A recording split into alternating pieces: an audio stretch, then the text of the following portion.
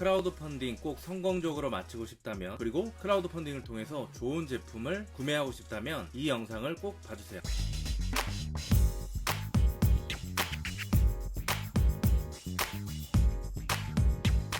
반갑습니다. 저는 제로창업의 운영자 신태순입니다. 어떻게 하면 기업들이 광고비를 줄이고 고정비를 줄이면서 매출은 더 늘릴 수 있을까에 대한 강의를 하고 있고, 책을 쓰고 있고, 자문을 맡아서 컨텐츠 마케팅 전략을 짜주는 일을 하고 있습니다. 그러다 보니까 제 주변에 크라우드 펀딩을 통해서 상품이나 출판 같은 것을 성공적으로 초기 매출을 올리려고 하는 분들이 많이 계신데요. 최근에 와디즈라던가 텀블벅 같은 크라우드 펀딩 기업들이 어마어마한 홍보를 많이 하게 되면서 입점하는 것만으로도 사람들에게 어떤 마케팅 효과가 나는 것 때문에 꼭 펀딩에 성공하지 않더라도 좀 입점을 해야 된다라는 그런 기류가 좀 존재하는 것 같습니다. 최근에도 자문하는 분 중에 크라우드 펀딩에 입점하려고 하는 분이 계셔서 제가 주의할 사항이나 요새 특히나 많이 이슈가 되고 있던 것들이 있어서 좀 말씀을 드리려고 하는데요. 보통 사람들은 크라우드 펀딩을 어떻게 생각하는지 한번 들어보고 진행하도록 하겠습니다. 크라우드 펀딩에 올라온 제품은 업체에서 다 검증이 끝났기 때문에 올려주는 것 아닌가요? 크라우드 펀딩과 무자본 창업은 아무 차이가 없는 거 아닌가요? 해외에서 판매하는 제품을 로고만 바꿔서 크라우드 펀딩에 런칭하면 안 되는 건가요? 크라우드 펀딩에 올라온 제품이 마음에 안 들면 환불이나 AS가 당연히 잘 돼야 되는 거 아닌가요? 최근에 다양한 이슈들이 생기다 보니까 문제가 심각한 경우에 투자금을 반환한다라는 그런 안을 또 내놓기도 했습니다. 여전히 이런 오해를 많이들 하고 계시기 때문에 오늘 이 부분에 대해서 오해를 풀고 좀 이해하는 과정 거치도록 하겠습니다. 일단 소비자의 입장에서 많은 분들이 오해하고 계신 게 있는데, 크라우드 펀딩에서 구매하는 제품이나 서비스는 쇼핑몰과 다르다라는 겁니다. 투자 개념으로 접근을 해야 돼서 서비스가 마음에 안 들거나 회사의 제품이 질이 떨어지거나 하더라도 내가 리스크를 감수하고 투자를 한 개념이기 때문에 AS나 환불에 대한 과정이 굉장히 까다롭고 번거로울 수 있습니다. 혹은 과거의 사례들을 보면은 환불이 제대로 안 되거나 겨우 환불이 되거나 일부만 환불이 되거나 이런 일들이 계속 발생하고 있습니다.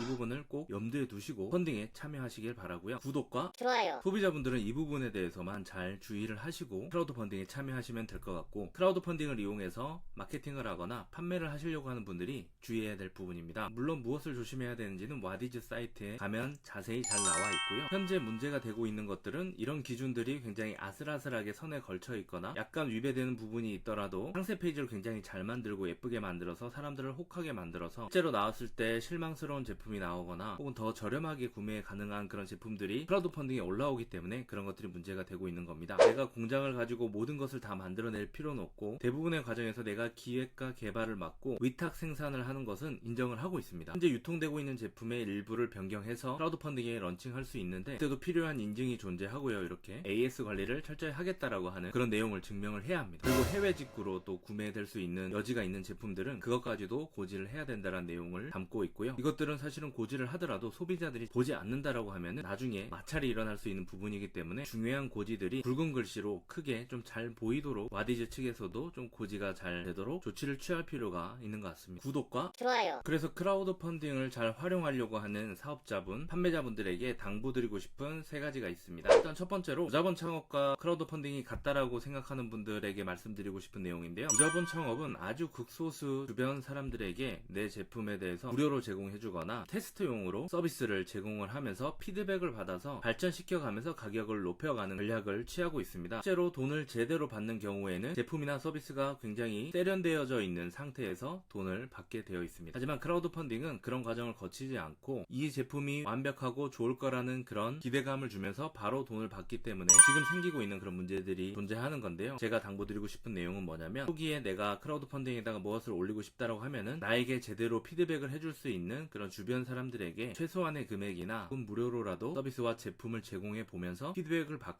그런 과정에서 정말로 제대로 된 상품이 나왔을 때 내 펀딩에 참여해달라고 그 사람들을 설득을 한 상태에서 크라우드 펀딩을 오픈을 해야 굉장히 안정적인 제품 그리고 만족도 높은 그런 서비스가 나오는 것이고, 초기에 붐을 일으켜줄 수 있는 초기 투자자들을 신뢰감을 주면서 좀 모집을 할 수가 있습니다. 초기에 일주일 안에 펀딩 참여율 자체가 펀딩을 성공으로 만드느냐 아니냐를 결정을 하기 때문에 최대한 크라우드 펀딩이 오픈이 되면 바로 투자할 수 있는 사람들을 최대한 모객을 해놓고 크라우드 펀딩을 진행을 하시면 좋을 것 같고요.